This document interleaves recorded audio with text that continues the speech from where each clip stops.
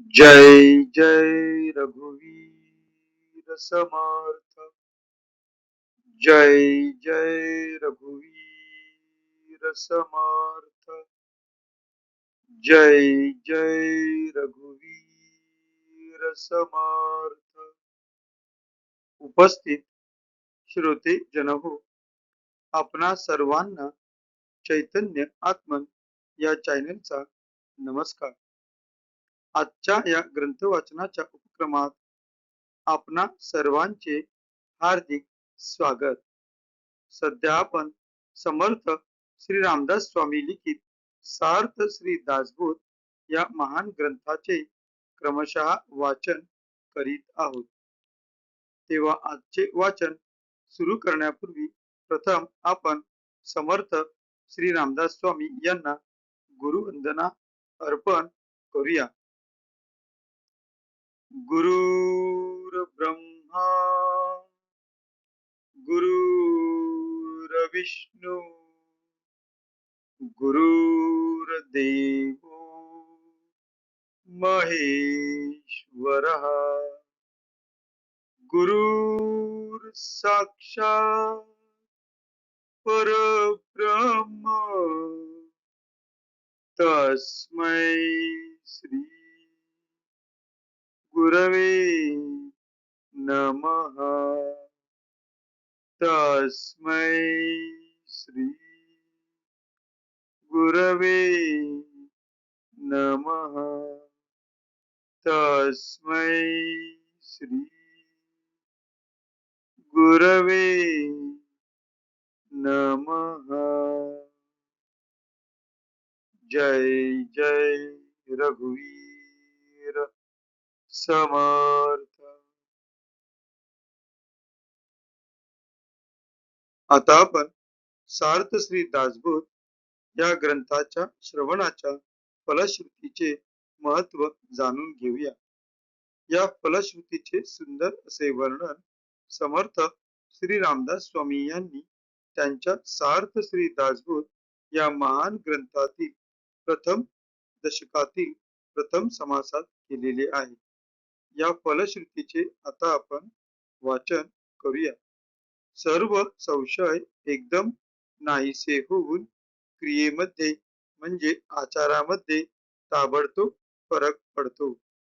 येथे समर्थ श्री रामदास स्वामी आपणास सांगू इच्छित आहेत की जो कोणी व्यक्ती सार्थ श्री दासबोध या ग्रंथाचे नित्य नियमाने वाचन किंवा श्रवण करील त्या व्यक्तीच्या आचरणामध्ये ताबडतोब फरक पडतो।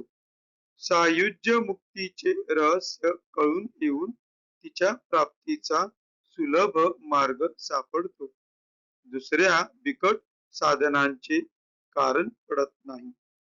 अज्ञान, दुःख व भ्रांती यांचा नाश होऊन तत्काळ ज्ञानाचा लाभ होतो, अशी या ग्रंथाची फलश्रुती आहे। योग्यांचे परमभाग्य असे वैराग्य अंगामध्ये बांधते। विवेक व चातुर्य यथा योग्य प्राप्त होते। जे कोणी संशयग्रस्त, अवगुणी व अवलक्षणी असतील ते सुलक्षणी, धूर्त, तत्ववेत्ते, चतुर व समयज्ञ असे होतील। आळशी असतील ते उद्योगी होतील। पाप्यांना पश्चाताप होऊन ते शुद्ध होतील आणि भक्ती मार्गाचे निंदक असतील तेही भक्ती मार्गाला वंदन करू लागतील। बद्धांचेच मुमुक्षु होतील व मूर्ख अति दक्ष होतील। अभक्तांना भक्ती मार्गाच्या योगाने मोक्ष मिळेल। अनेक दोषांचा नाश होऊन पतित असतील तेच पावन होतील। तात्पर्य, हा ग्रंथ नुसता ऐकल्याने प्राण्याला उत्तम गती मिळेल। देहबुद्धीमुळे येणारे अनेक प्रकारचे धोके, संशयाचे अनेक धागे दोरे, संसारांतील अनेक उद्वेग हा ग्रंथ ऐकल्याने नाश पावतील। हा ग्रंथ ऐकल्याने अधोगती चुकून मनास विश्रांती व समाधान मिळेल, अशी या ग्रंथाची फलश्रुती आहे। ज्याचा भावार्थ जसा असेल तसे त्याला फळ मिळेल. जय जय रघुवीर समर्थ. आता आपण सार्थ श्री दासबोध या ग्रंथाच्या क्रमशः वाचनास सुरुवात करूया. सध्या आपण या ग्रंथातील दशक मंत्रांचा या 5व्या दशकातील गुरुलक्षण या दुसऱ्या समासाचे क्रमशः वाचन करीत आहोत. मागील भागात आपण ओवी क्रमांक 41 ते ओवी क्रमांक 50 या 10 ओव्यांचे त्यांच्या मराठीतील अर्थासहित वाचन केले होते. आज आपण पुढील 10 ओव्यांचे वाचन करणार आहोत. आपणासमोर जे पृष्ठ दिसत आहे त्या पृष्ठातील 50 या अंकानंतर नाही उपासनेचा आधार या शब्दांनी 51व्या ओवीची सुरुवात होत आहे. तर तेथूनच आपण आजचे ग्रंथ वाचन सुरू करूया. नाही उपासनेचा आधार तो परमार्थ निराधार, कर्मेविन अनाचार भ्रष्ट होती.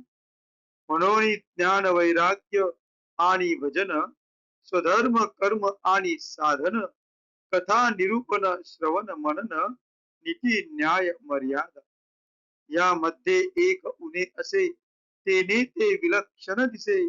म्हणून सर्वही विलसे सद्गुरु पासी. तो बहुतांचा पालन करता त्यास बहुतांची असे चिंता, नाना साधने समर्था सद्गुरु पासी. साधने विन परमार्थ प्रतिष्ठे, तो मागुता सेवेची भ्रष्टे. साधने विन परमार्थ प्रतिष्ठे, तो मागुता सवेच भ्रष्टे. या कारणे दुरीदृष्टे महानुभाव, आचार उपासना सोडिती, ते भ्रष्ट अभक्त दिसती. जळोतयांची महंती कोण पुसे. कर्म उपासनेचा अभाव, ते बका देसी झाला ठाव. तो कान कोंडा समुदाव, प्रपंची हासती. नीच यातीचा गुरु, तोही कान कोंडा विचारू. ब्रह्मसभेसी जैसा चोरू, तैसा दडे.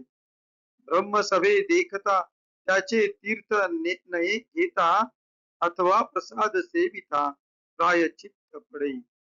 तीर्थ प्रसादाची सांडी केली, ते नीचता दिसोन आली.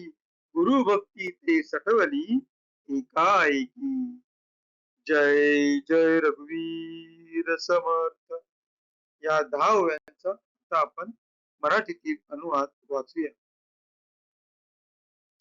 आपणासमोर जे पृष्ठ दिसत आहे त्या पृष्ठातील 51 या अंकाने ज्या परमार्थाला उपासनेचा आधार नाही या शब्दांनी आजच्या मराठीतील अनुवादाच्या वाचनास आपण सुरुवात करीत आहोत. ज्या परमार्थाला उपासनेचा आधार नाही तो निराधार होय.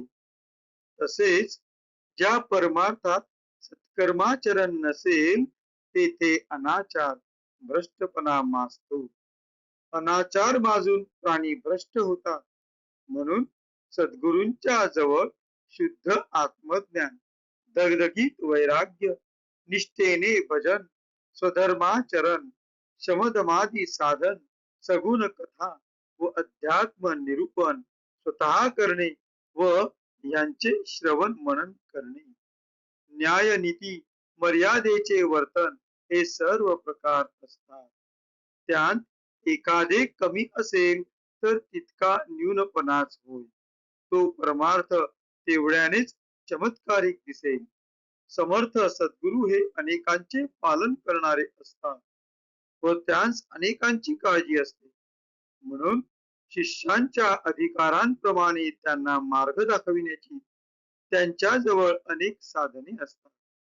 साधनांवाचून परमार्थाची मांडणी केली तर तो परमार्थ तितकाच लवकर मोडून जातो. तेथे तात्काळ भ्रष्टाचार माजतो. म्हणून महानुभव मोठे अनुभवी ज्ञाते दूरदृष्टीने वागतात. दूरदर्शी प्रमाणे सर्व साधने जवळ ठेवतात. जे स्वधर्माचा आचार व उपासना सोडतात व परमार्थाची प्रतिष्ठा करू पाहतात ते भ्रष्ट व अभक्त असतात. त्यांच्या महंतीस आग लागत. कोण जाणता त्यांना विचारतो, ती महंती तुच्छ होय.